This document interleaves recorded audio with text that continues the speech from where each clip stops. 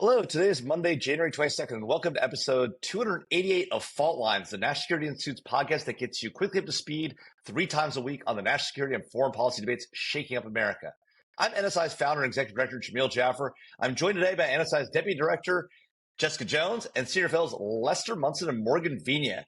Today we're going to do things slightly different than usual. On Friday, we released a special episode of Fault Lines NSI on the ground in Iowa. I interviewed 4 Iowans on the national security and foreign policy debates shaking up America. And today, the Fault Lines team is going to examine their answers in the leads up to tomorrow's New Hampshire caucus. So, Jessica, I'm going to start with you. We had 4 young people, all between the ages of 20 and 30, who weighed in on the way that they think about foreign policy, national security, and how it shapes their views. And these were 4 people from the Midwest, living in Iowa, 3 of them actually from Iowa, born and raised, 1 from out of state but had lived in Iowa for a decade. What was your sense of their responses? How did you think they thought about these issues? What was your takeaway from that Friday Fault Lines episode? One, I really enjoyed the episode and hearing what everyone had to say. I actually wasn't that surprised. I mean, we joke, Jamil, your line is the world is on fire. And so you're asking anybody to keep up with a lot of news when you're asking about multiple conflicts and, hot spots around the world. And so I wasn't surprised that they didn't have an answer to what should we do about Iran? You've got really legitimate, smart people who disagree on what should we do about Iran.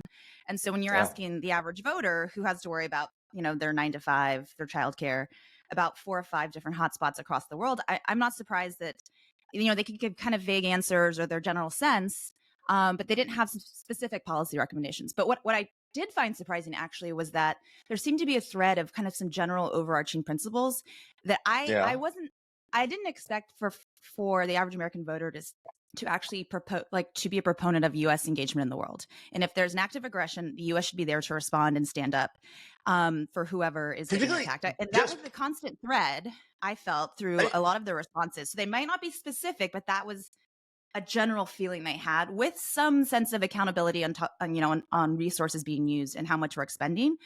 But I thought that was a very positive thing. I mean, particularly young people, right, Jess? I mean, it was surprising that these sort of people in their 20s were like, yeah, no, the U.S. needs to be engaged in the world. We need to be out there forward leaning.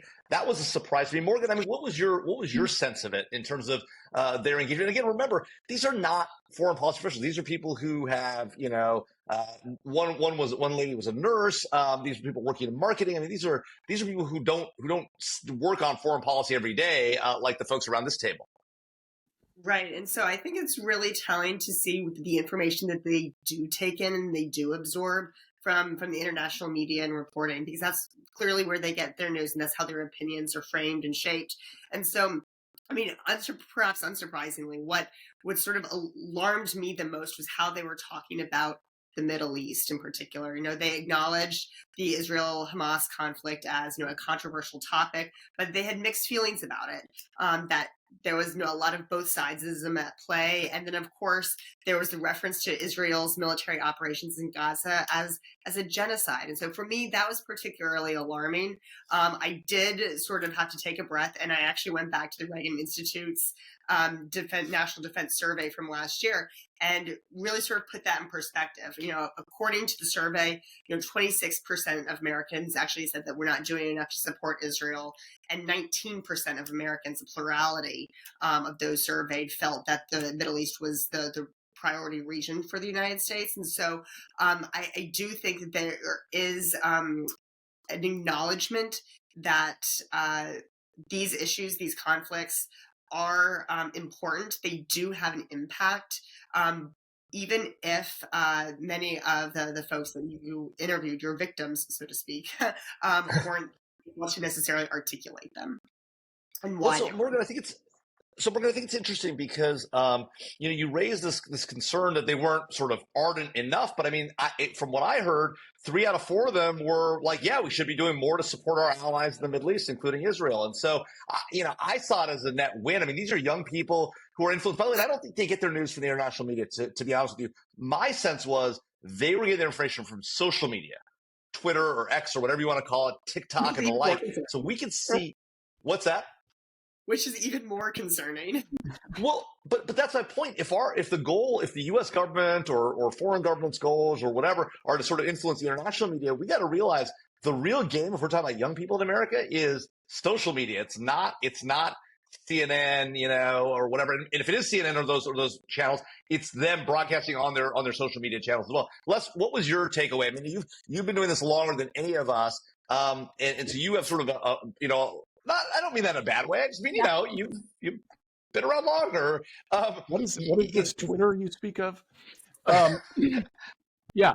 So I thought it was fascinating. Great episode. Really interesting responses from folks who are clearly following these issues and are aware of them and have, kind of unpredictable views. And they don't really fit into, I think, what a lot of people inside the Beltway think of preconceived kind of categories. And every single person approaches these things with their own template, their own judgments. And even if they're not tracking every single detail of the issues and maybe the way we are, or some other folks who work in this area, they are paying attention. They're looking for things that they can promote. And I think it shows that there's an opportunity here for policy leaders and politicians, and whether it's the president or members of Congress, to articulate a vision that makes sense and is explainable and can be picked up by voters. And I think people are hungry for that. Donald Trump is doing that, I think, in a simplistic way, but it's got an appeal because it's understandable. The Biden administration, which I don't agree with on a bunch of stuff, may be closer to some of these voters than we think, where there is a more nuanced view of the Middle East than what a lot of us expect. So I took a lot away from it. I think it's also important to remember it was 4 people. You can't draw too many broad conclusions because that's a pretty small sample size. The other really interesting thing that someone said on the podcast, one of your interviewees said, I don't really see how this affects my daily life. And so I think, again, for policymakers, it's important to explain, hey, this stuff does matter for all of us, and here's why. That's a really hard thing to do. But the party and the politicians who are able to do that best, I think, are going to kind of prevail in some of these debates. Yeah, it's funny you say that, Les. Go, Jess, please. Because that was AJ, and I almost read it in the way and heard it in a way that was like, regardless of national security, just politics writ large, no matter what happens, nothing really impacts me. And he said, as I get older, I start to think with, wider lens and about the wider, global community. But that's the apathy, there's probably a lot of reasons, but for the average voter, they really don't feel a lot of change, right? And so it's, I think, beyond just the national security conversation. But to your exact point, we talk a lot at NSI about like meeting the customer where they are. And so if we want folks to feel informed and engaged on these issues, we do have to make a pitch to them to why they should care. Yeah, just building off of that.